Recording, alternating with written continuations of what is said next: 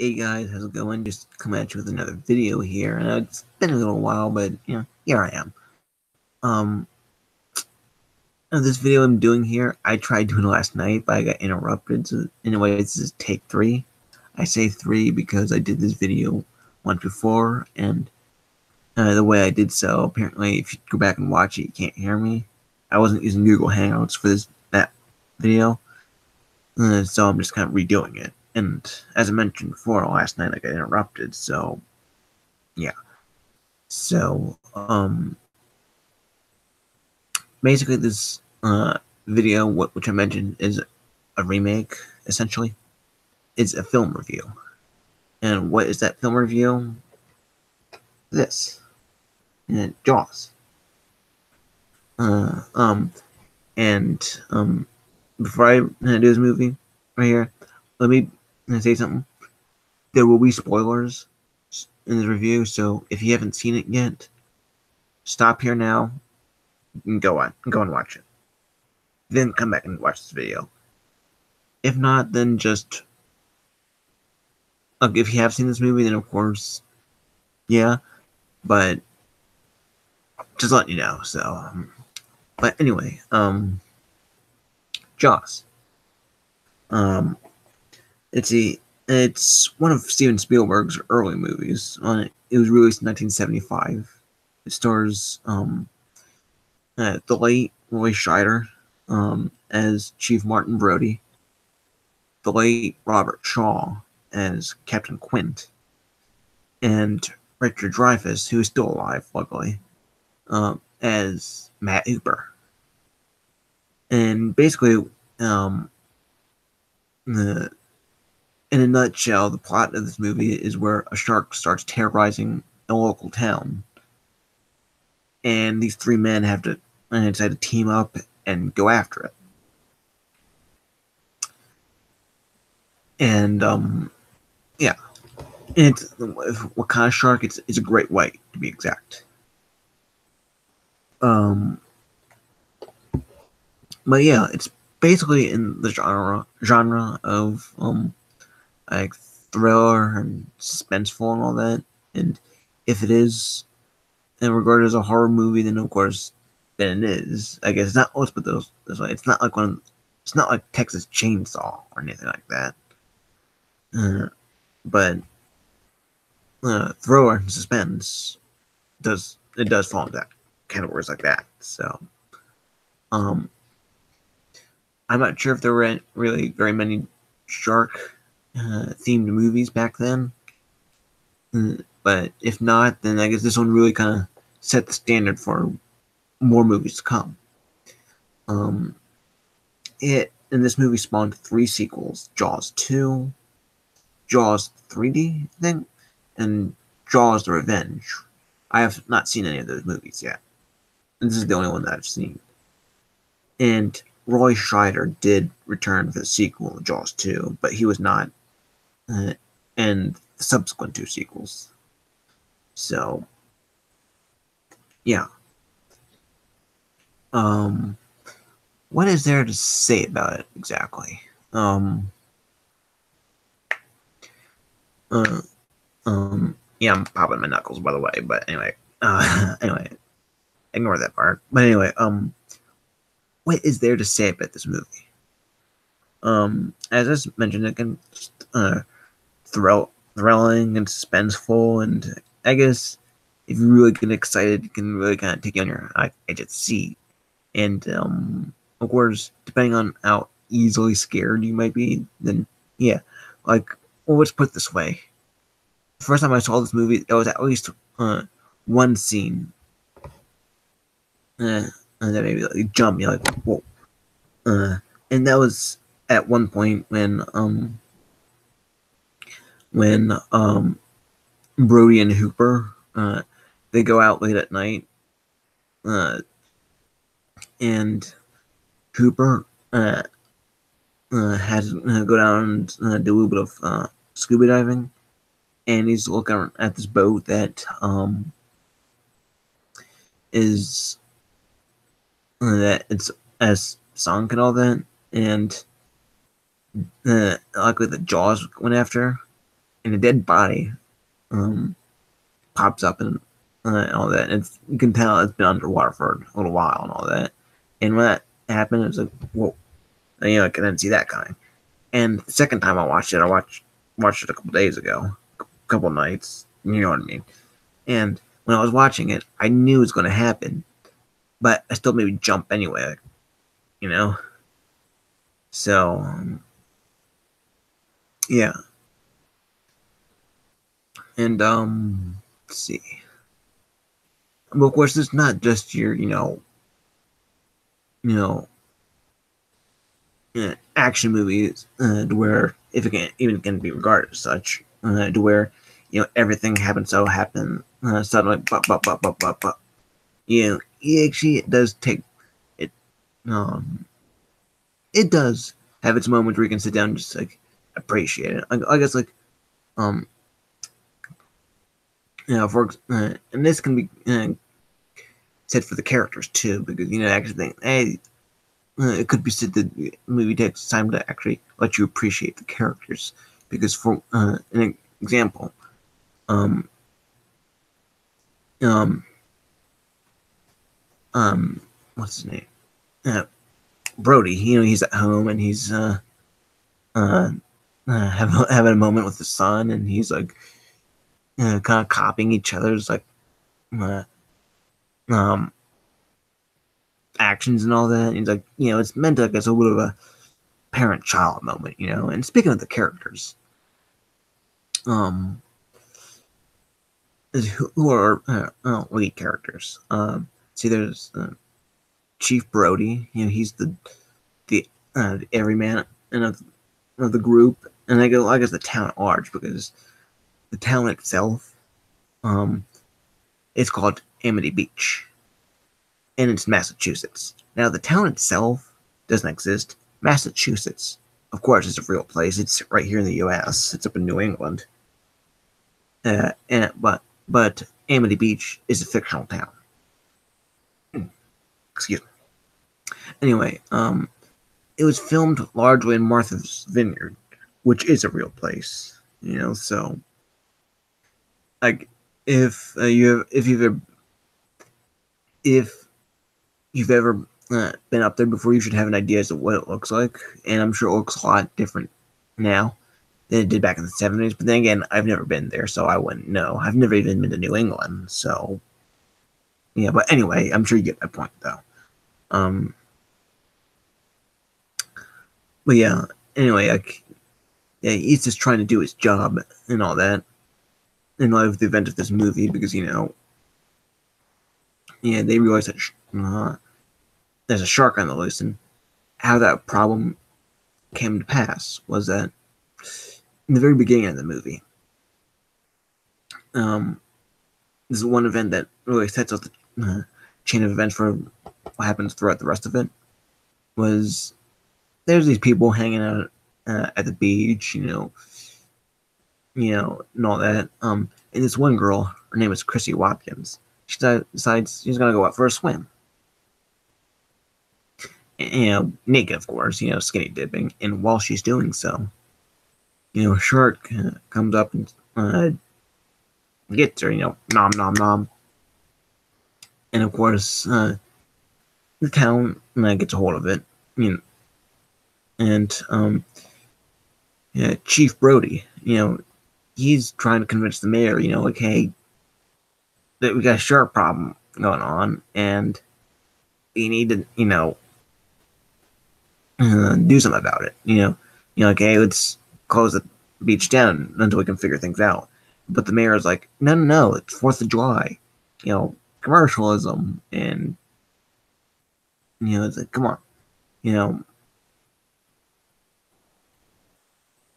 but of course, Brody is trying to be, of course, the sane man. So, and of course, even though of course, Brody is of course adamant. Of course, it's a shark attack, which it was. They're saying, maybe it was just like a boating accident. Who knows? It's probably what it was. Of course, and that's where Hooper comes in. He's from the Oceanic Institute, and he's an expert on sharks. And upon, of course, further inspection, yes, he can confirm it's a shark. So, and speaking of Hooper, he's he's the kind of character, of course, one could maybe say he's like darky and detached, and nobody really likes him, but he gets some shit done and all that. Yeah, he goes by, of course, what he studied, and I guess the educated person, of course. And of course, to complete the trio, there's Captain Quint. He's the archetypal salty dog. He knows the ocean, and he's fished before and all that. And that's the kind of thing he does for a living. And yeah, he's kind of like coarse and rough around the edges and all that. You know, if you've seen the movie, I'm sure you have an idea as to what I'm talking about. And if you haven't, I hope you understand. So, but yeah, and of course, given how, Quint and Hooper are on opposite ends, and one is an experienced salty dog, one is like, of course, let's put it this way, Quint kind of regards him as sort of like a college boy kind of guy, that kind of person. Even though I'm pretty sure within the context of the character, Hooper's well beyond college. Well, Richard Dreyfuss, I think, was in his early, no, not early, is I think late 20s when he did this movie, compared to Robert Shaw and Richard Dreyfuss, who were both in their 40s, mid to late, or thereabouts, and all that. So he was anywhere from a decade and a half to 2 decades younger than his two co-stars. So, yeah, make of that what you will. So I guess there's the kind of natural tension between the two characters. And from what I understand, the two men did not get along well in real life, and the two men, I mean, like Shaw and Dreyfuss. So,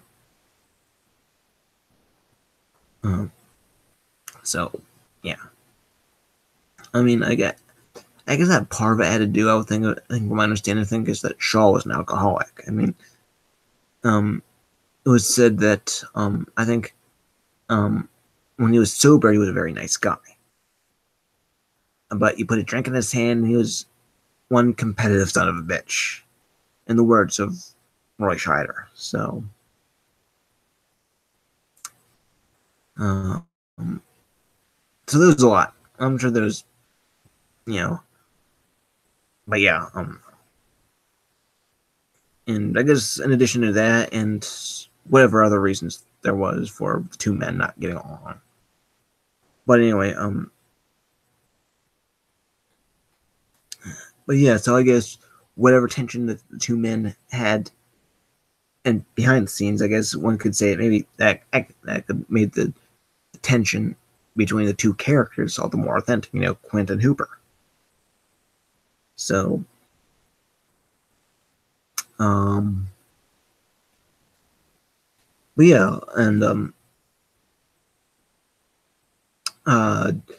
one thing that I would think that Steven Spielberg did right is that he didn't overuse Jaws, which kind of which little behind the scenes trivia is that the shark was named Bruce, named after Spielberg's lawyer. So, yeah.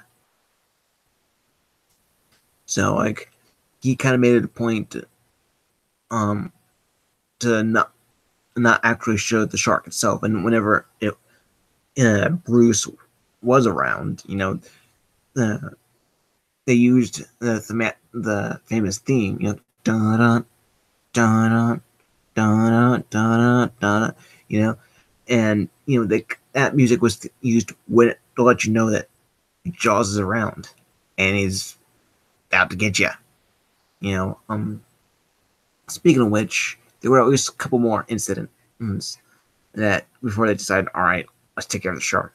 Second time was uh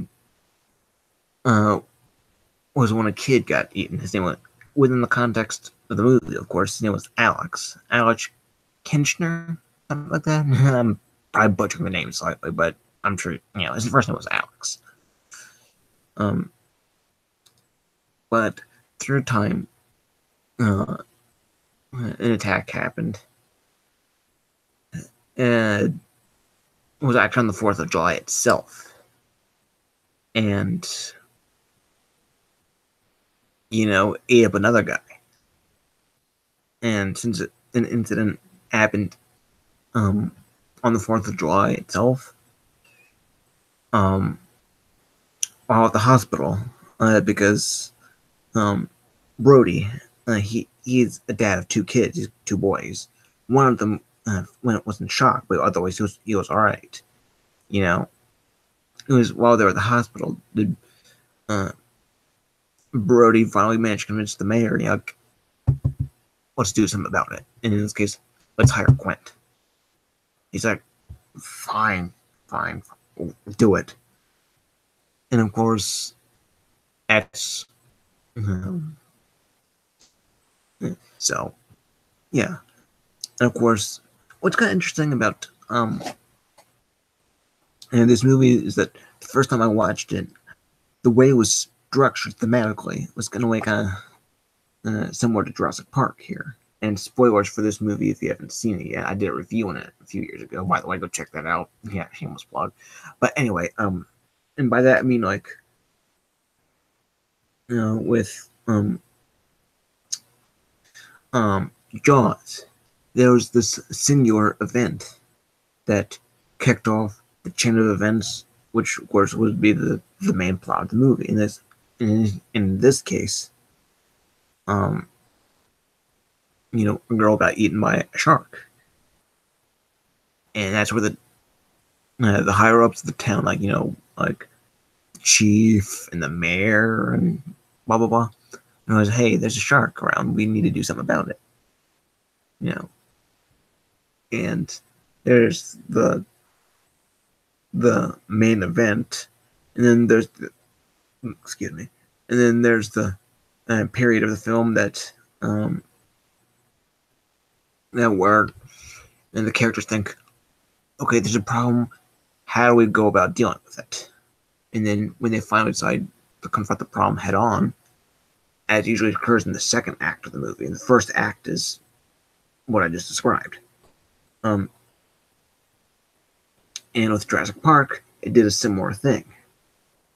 There was in that case, in the case of that movie, there was a gatekeeper that was killed while transporting a dinosaur onto the Jurassic Park island itself. In that case, the dinosaur was a velociraptor. And which kind of kicked off the events of that movie. They thought, okay. And that's where the character of John Hammond says, hey, I've got dinosaurs. Why don't you come and check them out? Because, I want to get my investors to calm down a little bit. And, of course, while on the island, the first act of the movie was like, all right, cool.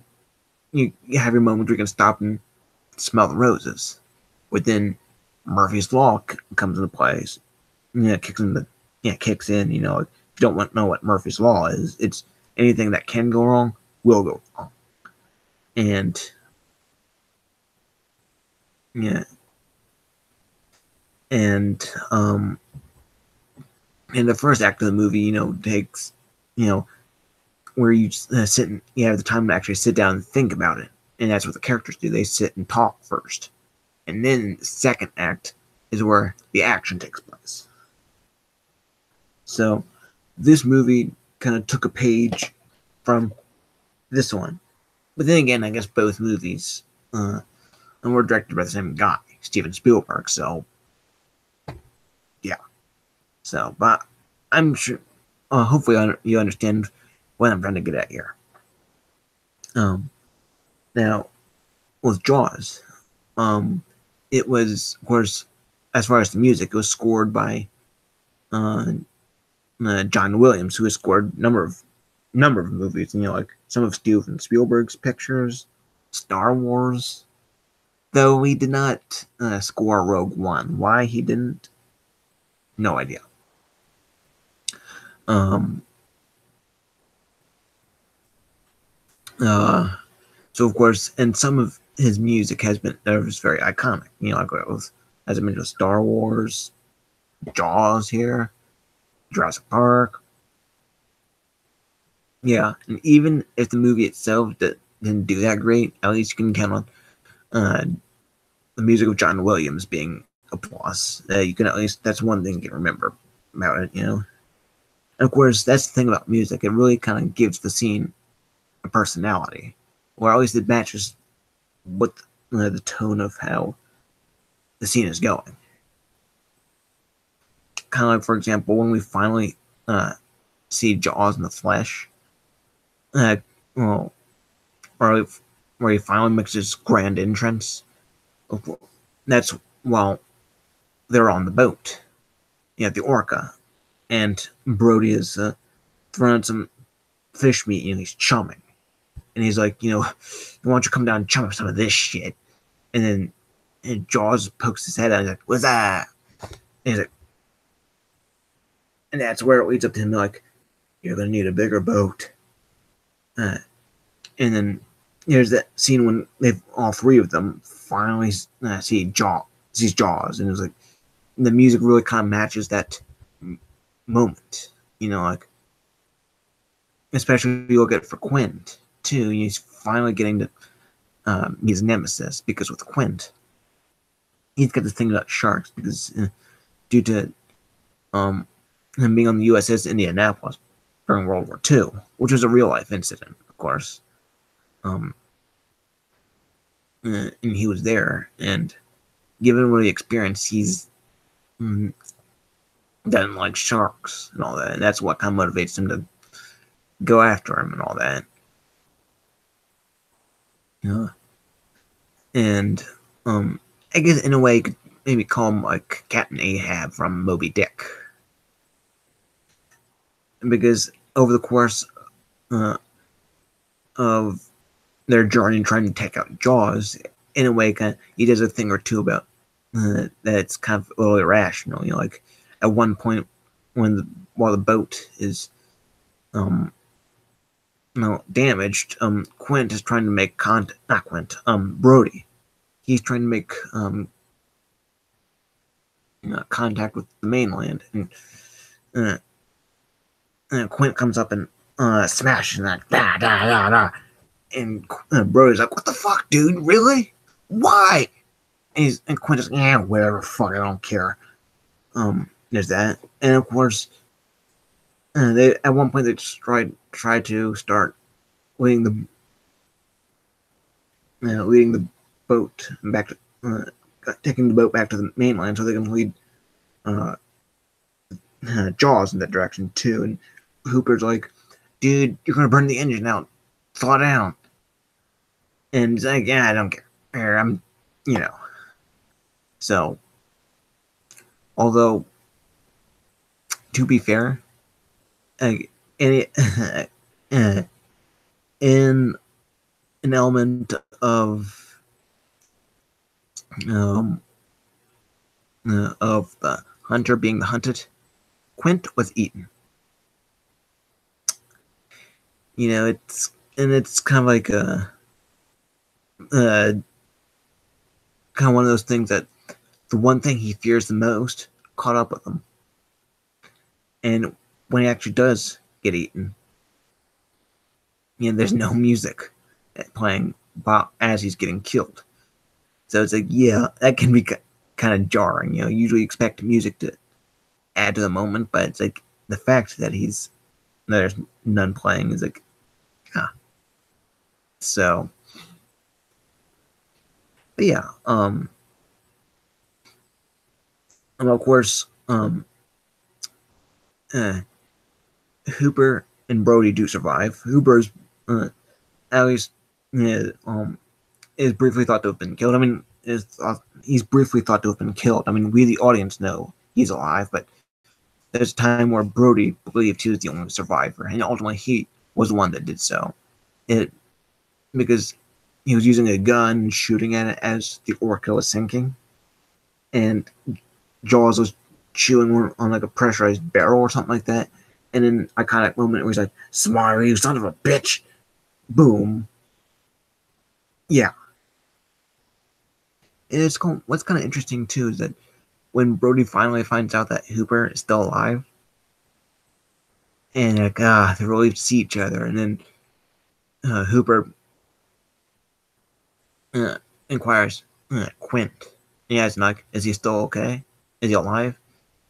And he's like, "No," as indicating that man is dead. And you hear a little bit of music playing and all that. And of course, it does kind of give off the idea that mission accomplished, everything's okay, the heroes won, the villain lost. Yeah. And of course, one could say that maybe there's a little bit of reference to it, reference to all those who died because of Jaws. And it's kind of honoring them, especially Quint, because the song starts as soon as right after Hooper asks about Quint. Like, is he alive? Is he okay? Yeah. So, but yeah. So, what's my overall? What's my overall opinion of the movie? I would have to say, intense and enjoyable. I would think. Like, if you're into shark movies, check it out. If you're a fan of Steven Spielberg, check it out. Especially if you haven't seen it before. And so just, yeah. Or if you're just looking for a good movie to watch, just in general, sure, give it a look. And this is and as an aside, I bought this on Amazon. Of course, if you watch my Amazon pickup video, I talked about it. It's a 2-disc set. The first disc has the movie itself, and as well as some special features. And the second disc, same deal, some more special features, such as like audio commentary, theatrical trailer, and all that. Well, audio commentary, I'm not sure if it has that. It says audio, but I don't know. I haven't checked it out if it does. It's got deleted scenes, a documentary, the making of Jaws, which that documentary, featuring interviews with Steven Spielberg, Richard Dreyfuss, and Roy Scheider, but without but not without Robert Shaw, because he passed away a few years after this movie was released. So sadly, God rest his soul. And along with it, it's got this commemorative photo journal. So so if you have one just like this one, then I'm sure you have an idea of what it looks like. So not sure how relevant that last part is, but I just thought I'd let you know about it anyway. So, but yeah, Jaws, go check it out.